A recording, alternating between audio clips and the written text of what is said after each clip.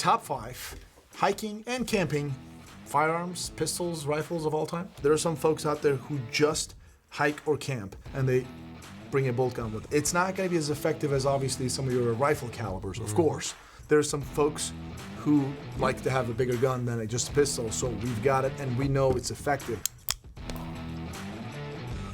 Yeah, it's definitely a revolver. Put this in a pack, you're there. I mean, you can do whatever you want to do. It's a level gun.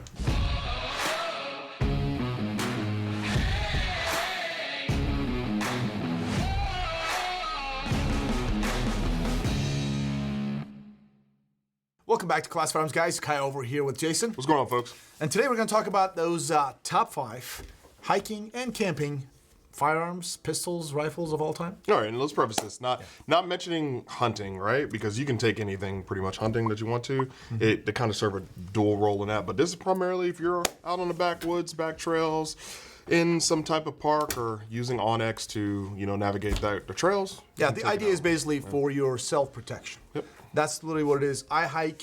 I used to hike a lot more. Not as much anymore, but I still go hike by myself, and I always make sure that I've got something on me just in case.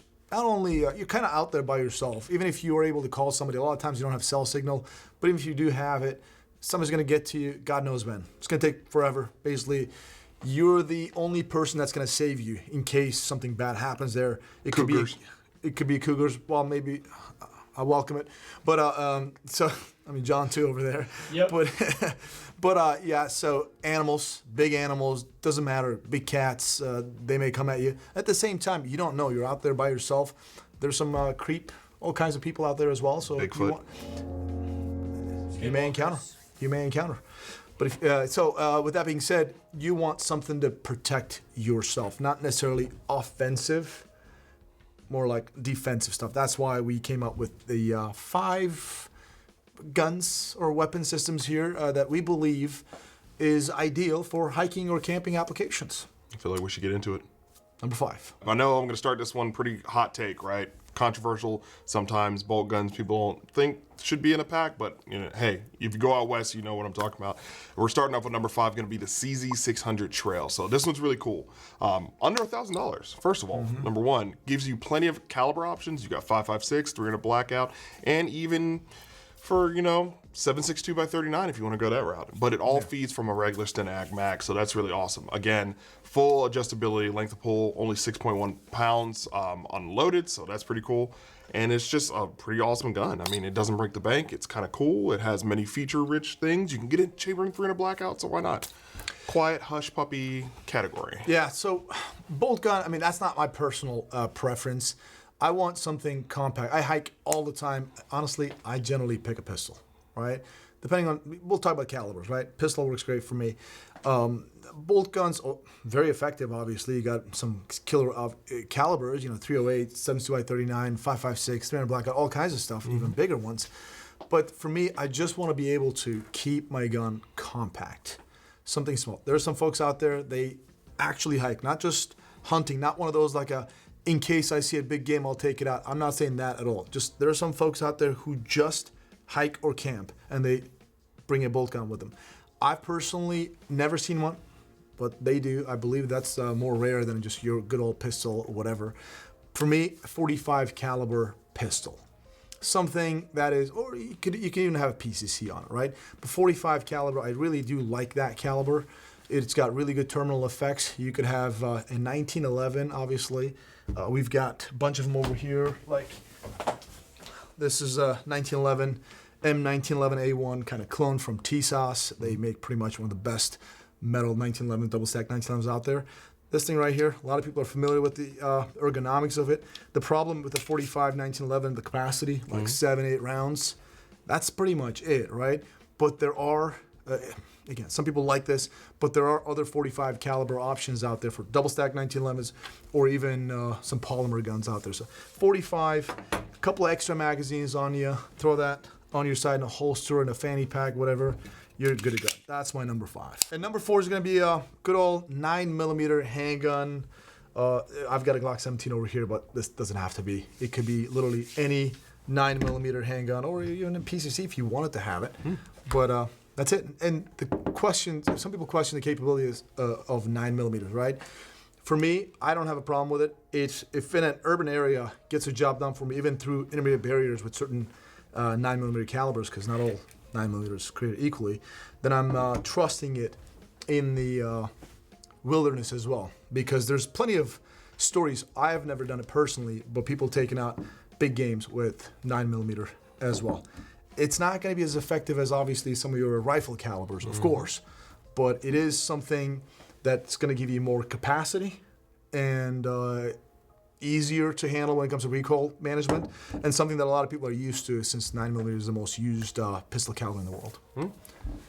That's about it. What do you think about 9mm? 9mm, not my cup of tea, but I understand it. So Why not? Just not my cup of tea, man. For a hike, 10 mil, 45, something big, just in case. Only want to shoot maybe once or twice. Okay.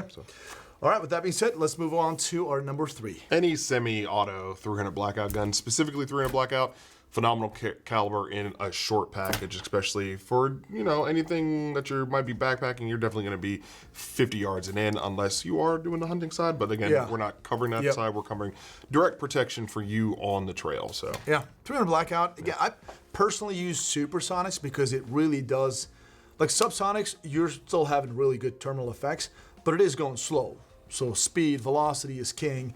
And honestly, when I'm out there in the woods, I don't really care about being extremely quiet. And through a can, supersonics will deliver like 3 times the energy almost as the subsonic. Barnes 110. Yeah, I mean, holy crap. And that thing is going to be effective as hell. And in this case, we've got the CMG Descent. This thing MSRP is around $1,800. Maybe you'll find in the $1,600 mark. So it's somewhat budget, but you could probably use something even more cost effective for you. With a can, 300 blackout is awesome to shoot suppressed. It shines suppressed. So. But this is it. For me, okay, we have this on the list because there's some folks who like to have a bigger gun than just a pistol. So we've got it, and we know it's effective. Downsides, you got a backpack on you. Weight, yeah, and also it does have some. It's kind of big, right? No matter how you look at it, for compared to pistols, you've got water or some other liquids on your backpack. You've got maybe extra clothes, a pair of shoes, some other food, sustenance. Yeah, and adding this could end up weighing you down a little bit. If you're hiking up there miles and miles, it may start taking a toll on you. But it is going to be effective if you encounter pretty much any kind of threat. So that's it. It's a 300 blackout, something semi-automatic. And number 2. Pause. Let's do a little ASMR. Hold on. Ready? Yeah, it's definitely a revolver. There you 100%. go. Yep. Yeah, well, why do we have a revolver on the list, man? Close kinetics, or if you got to put it into the chest of a polar bear, Clint Smith, or Polar bear? I don't know. In North Carolina? Well, yeah. So no, seriously, revolvers. When it comes to like the semi-automatic guns, problems don't really exist with revolvers. You can just kind of point, and I mean, you actually not just point, contact shots, right? Place it against whatever and keep pressing that trigger, and it'll go off. Limitations, capacity. Yep. And Speed. ergos. And lack of speed. I don't even know how. Like when I first shot a revolver, I literally held it like that. You only like do it one time. semi-automatic. You only do it one time. I was like, oh, okay. Well, you never do that again. And then I learned this is how you're supposed to hold it. Right? And I held it, and I was like, okay, this actually works pretty good. No. But anyways, I don't know how you hold it. But revolver, number 2, 357 in this case, Colt Pythons. Both 44 Magnums out there. Obviously, when you shoot a 44, this thing just want to just jump, so not everybody can handle it. But the terminal effects, yeah, if you hit them once, it's done. That is true. Yeah. I feel like I'm getting too old for this stuff, but let me go ahead and give somebody a heart attack. What was that? I don't know much about revolvers, and I'm not embarrassed to admit it. But folks, the reason we have this on the list, especially high up this much, obviously the terminal effects and some of the advantages. Folks also talk about revolvers. We need more wheel gun content, right? More wheel guns. They deserve a place. So we wanted to go ahead and include this because there's a lot of folks out there in the woods, or they like to kind of do that stuff, and they're very familiar with this platform, and I think it deserves to be on the list. Get off my lawn. Moving on to number 1. But wait. Oh, the honorable mention? All right. Yeah, go ahead. It's going to sound crazy. Absolutely nuts. But hear me out. It's going to be a lever action. Pick whatever lever action you want to do. You can do a Marlin. You can do a Henry. Got to go to Cowboy 45-70. Camp for that one first. But still, a 45-70 or even a 357. Those are really cool. I understand them. They're really great in a pack. Most of them are pretty lightweight in their sense, and you get to carry a decent amount of rounds. So Yeah. My problem with lever action when it comes to camping, hiking, right? And there's nothing wrong with it. I mean, there's like 45-70 or 357 that we were talking about. Fantastic. You're going to have incredible accuracy because of the long gun. Again, it goes back to not necessarily the capabilities of the weapon system. It's the size. Like when I'm hiking, again, I mentioned this again, my backpack is already full with a lot of stuff that I need. On top of that, I just put a big gun on there. I get it. But listen, man. Put this in a pack. You're there. I mean, you can do whatever you want to do. It's a lever gun. There you go. Yeah. I mean, it's pretty good. I mean, I guess I'll go with honorable mention, like a PCC, some type of 9mm, 10mm PCC. Still kind of big, but one of those like Grand Power Strybog A3S. You know, they're very, very small, right? And I don't know, Springfield Kuna, MP5, one of those clones maybe. Just something. 2000. No one said that. Yeah, that's what no one Brand said that. Brand said. But, Here's yeah, my I'm Kuna, kidding. right? Thanks, Josh. Like this, something like that. You just basically fold it with my Aimpoint T2 and a Unity riser, which is perfectly applicable to this gun, right? But again, it's got some weight to it. It's an honorable mention for a reason. Honestly, I'm not gonna. I've been honest with you guys. Gonna continue to be honest. I hike all the time. I never take anything else but pistols. And I've been doing it for years. That's just me. It's been working for me, and I'm not saying that's the best option sometimes. Yeah, but you know, it's give or take, right? There are limitations of pistols, and there's also advantages, so I go with pistols. But it's a little honorable mention if you got enough space. And number one is going to be just 10mm semi-automatic pistol of any kind that you prefer. I've got the FN510 here. And 10mm, guys. I mean, we've got plenty of capacity over here. 15 rounds, plus one in the chamber if you carry one. That's 16 rounds of 10mm hate. Can't even argue with that. Yeah. Like, 10 mil is definitely, it has its place for sure. And of course, to me, it's like the most like bear gun possible, right? Yeah. Like, I personally, I've got the Springfield XDM Elite in 10mm. I carry that with me in a little fanny pack with 2 extra magazines fully loaded on me. big fanny pack. And I got a little knife on me, and I'm good to go. That's what I've been hiking with all the time.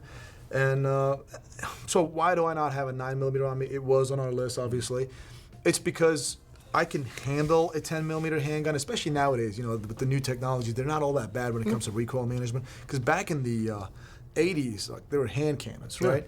And plus, 10mm is just clearly going to be more terminal. It's going to have better terminal effects than a 9mm. Yeah. So I want to be able to kind of stop whatever's coming at me as fast as possible, where I have no help but myself. Yeah. So 10mm. What do you think? Well, 10 mil, man, it hits. Hits hard. So there you go. Yeah. Only if you hit. So you better train, because if you don't hit, doesn't matter if you're sending in 40mm. It's a miss. 40 mic mic? They're not going to feel it. Heard you. Yeah, so there it is, guys. This is our list. It's really nothing crazy. You're out there hiking or camping, having some sort of a weapon system on you that you're familiar with is going to be better than nothing. But these are our choices. What is yours? Yeah, and I know we probably missed a whole bunch. I know somebody's like, how come y'all didn't put a shotgun on there like the Mossberg, this? We were really going for like capacity and like practicality. Like, And shotgun is a great point, right? There's a lot of people are very familiar with a shotgun platform or different ones, like pump action or semi-automatic. And the a slug or a double-aught buck is going to mess you up, right? If you have that one, more power to you. I personally try to narrow my list down to something compact, something I can easily carry. Again, my backpack is filled with a bunch of other stuff. I don't want any more weight on me. lightweight. Yeah, that's what my thinking is. And that's about it, guys. So let us know your thoughts in the comment section. What is your top 5 hiking, camping, not really hunting, no hunting in mind here, But you okay? could use them if you need. I mean, I'm just saying. Yeah. You never know. Bambi. And we appreciate your business. God bless. We'll see you on the next one. Happy trails.